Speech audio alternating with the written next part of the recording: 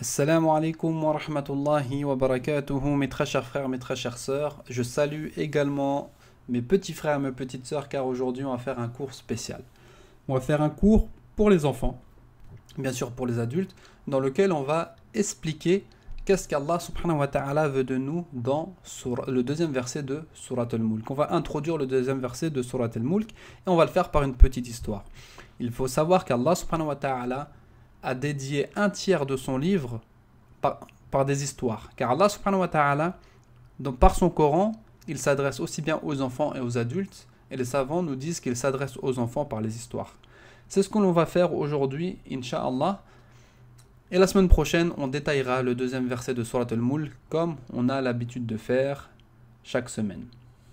On commence tout de suite avec cette petite histoire, donc je vous invite à dire à vos enfants de vous rejoindre car ce cours est pour eux et par ce cours je vais vous montrer que l'on peut expliquer le Coran à nos enfants. Il faut juste un peu d'imagination et un peu de travail personnel.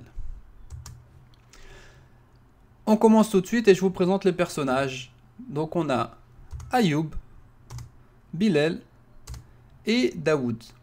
Ce sont trois jeunes garçons qui sont tous les trois à l'école et qui ont une passion commune qui est le dessin.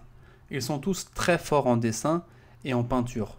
Ils sont dans des écoles différentes et ce sont vraiment les trois meilleurs de leurs écoles, masha'Allah.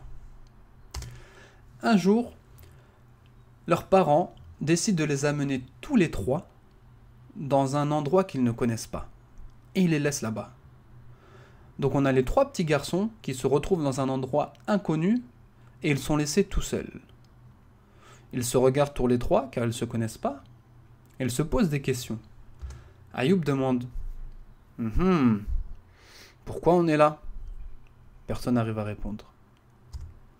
Bilal se pose la question lui. Mais où sommes-nous?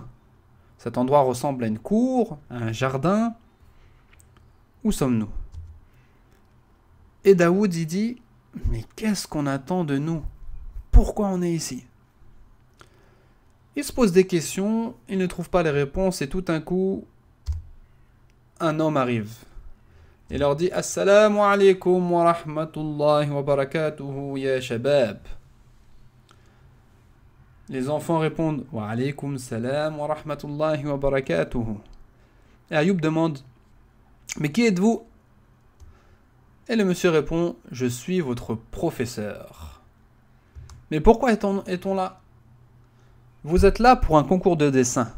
Comme j'ai entendu que vous étiez fort en dessin et que vous étiez les trois meilleurs de la ville, je vous ai réunis pour faire un concours de dessin. Vous allez me dessiner des ronds et je vais voir qui est le meilleur d'entre vous en dessin.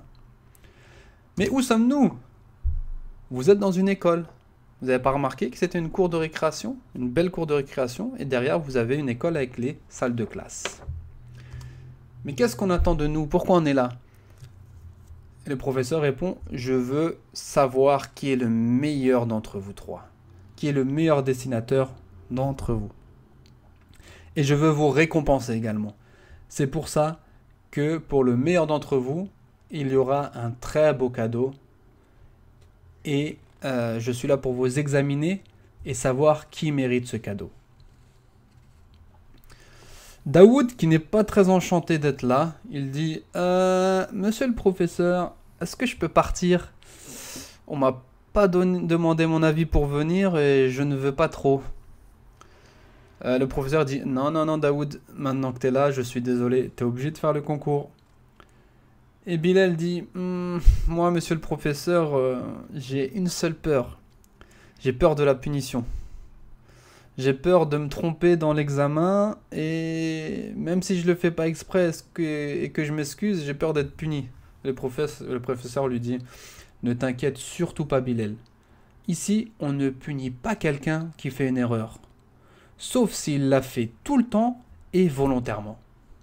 Si tu es sérieux, tu fais ton travail, que tu te trompes, c'est pas grave du moment que tu regrettes et que tu demandes pardon, que tu t'excuses. Ayoub, lui, a une autre question. Il dit c'est quoi les récompenses? Quel est le cadeau de celui qui gagne? Et le professeur donc explique les récompenses. Pour celui qui gagne, il aura les clés d'un palais dans lequel il pourra aller vivre avec sa famille. Pour le deuxième, il aura les clés d'une maison, une belle maison, dans laquelle il pourra aller vivre avec sa famille. Et pour celui qui rate, le dernier, il aura les clés d'une maison en ruine, d'une maison, vous voyez la photo, ça donne pas trop envie d'y habiter.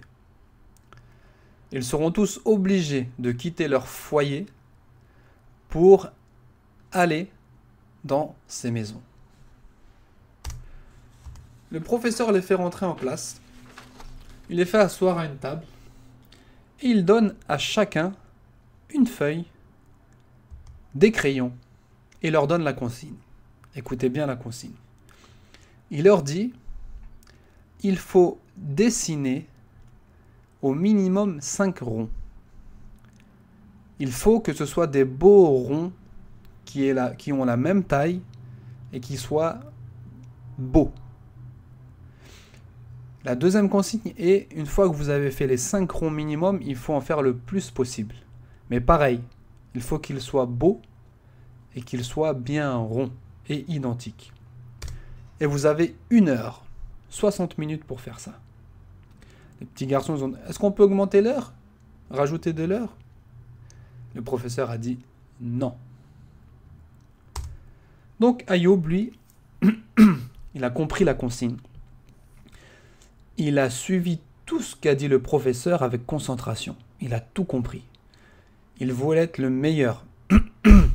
Il voulait être la personne qui fait les plus beaux ronds et qui en fait au maximum. Pourquoi? Parce qu'il réfléchissait aux récompenses.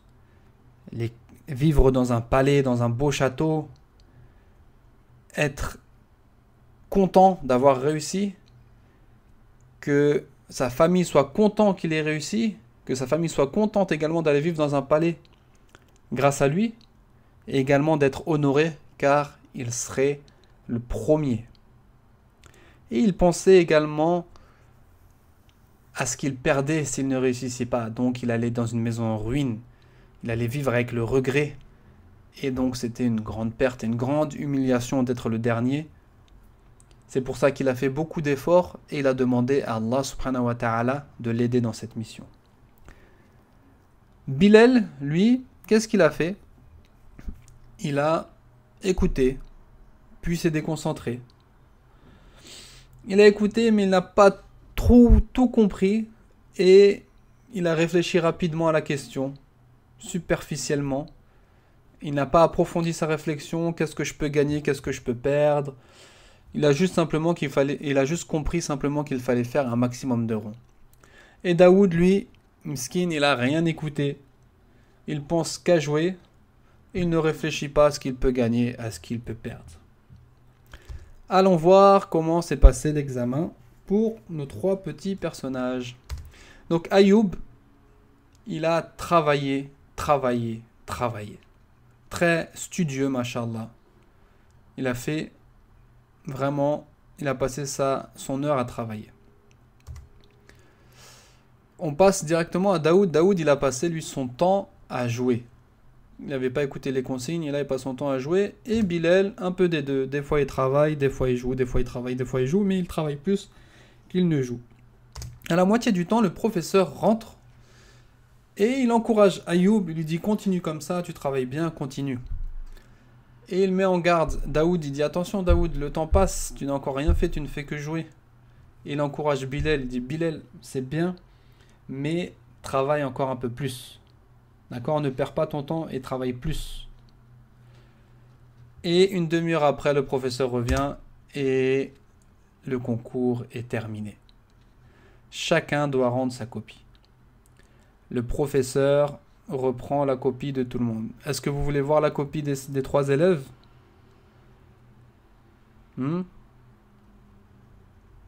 Hop là, les résultats.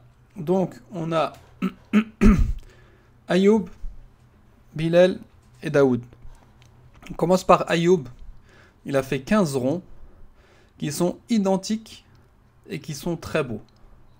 Donc il a rempli la consigne, c'est de faire des beaux ronds Avant d'en faire beaucoup, il fallait en faire des beaux.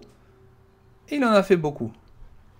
Bilal, il en a fait beaucoup, mais il y en a qui sont beaux, d'autres qui sont moins beaux. Alors que Daoud, lui, il n'en a pas fait beaucoup, il a fait le strict minimum, 5. Et parmi ces 5 même, il y en a qui sont pas beaux, il y en a qui ne sont pas des ronds. Donc comme vous l'avez compris, qui a gagné? C'est Ayoub qui a gagné. C'est Ayoub qui a gagné parce qu'il a fait les plus beaux des ronds. Il a respecté donc la consigne. Et là, une fête est organisée pour récompenser les 3 élèves. Donc on invite la famille, les frères, les sœurs, les amis. Et on donne le classement. On récompense Ayoub, numéro 1, car il a fait les meilleurs des ronds. On récompense Bilal, qui est le deuxième. Et on fait monter sur la 3e marche Daoud pour lui donner la maison en ruine, miskin. Donc on donne les clés à tout le monde et Ayoub il est content, la famille d'Ayoub ils sont contents, Bilal également il est content, mais Daoud, miskin, il n'est pas content et il va devoir vivre dans une maison en ruine. Donc, pourquoi cette histoire? On ne raconte pas cette histoire pour raconter une histoire. Comme dans le Coran, Allah il ne raconte pas des histoires pour écouter des histoires, mais il raconte des histoires pour réfléchir et en tirer des leçons. Qu'est-ce que Allah subhanahu wa ta'ala veut par le verset que l'on va voir? Qu'est-ce que j'ai voulu vous faire comprendre par rapport à cette histoire? Donc on doit se poser des questions. Parmi ces questions, c'est quel est ton personnage préféré dans l'histoire? Qui préfères-tu? Tu préfères Daoud, Bilal ou Ayoub? Moi j'ai ma petite idée. Deuxième question, à qui, excusez-moi pour la faute ici, à qui ressembles-tu? À qui ressembles-tu? Est-ce que tu es plus dans ta vie, à l'école, au travail? Est-ce que tu es plus comme Ayoub, qui travaille bien? Est-ce que tu es plus comme Bilal, qui son but est de faire plus, même si c'est pas de la qualité?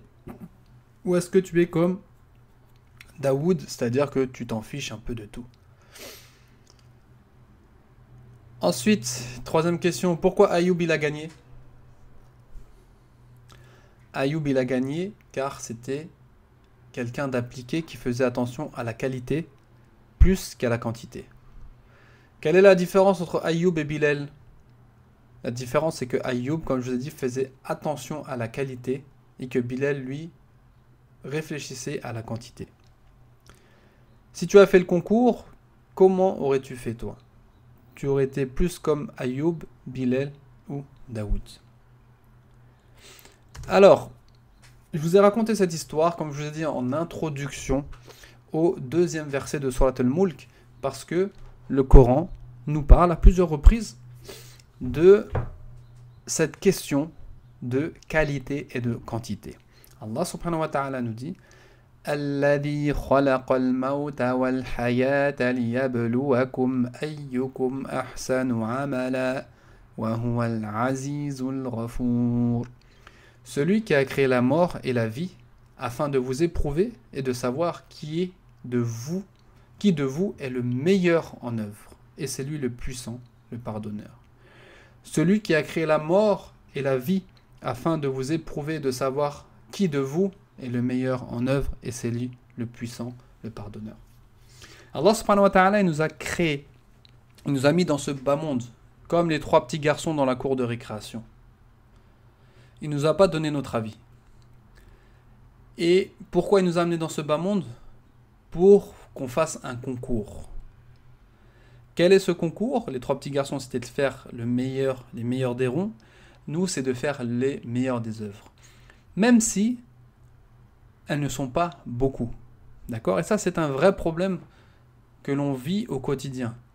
Beaucoup de personnes préfèrent tout le temps la quantité à la qualité. Alors qu'Allah subhanahu wa ta'ala, il nous dit qu'il préfère la qualité à la quantité. Ça, on peut le voir. Je vais vous donner des exemples concrets. On peut le voir. Salat Tarawih. Pourquoi on veut finir le Coran dans Salat Tarawih, par exemple? et on lit beaucoup de Coran, alors qu'on a des journées difficiles et très longues. Et ce qui fait que les gens, dans leur prière, ils ne sont pas concentrés et ne comprennent pas, ne méditent pas et ne mettent pas en pratique. Il n'y a pas de tazkiya, il n'y a pas de purification. Alors que mieux vaut lire un peu de Coran et que ce Coran ait un impact sur la spiritualité et sur le cœur des personnes. Un autre exemple dans la mémorisation du Coran. Pourquoi on est tout le temps dans la quantité et pas la qualité? C'est-à-dire qu'on apprend, mais sans comprendre, sans méditer et sans mettre en pratique.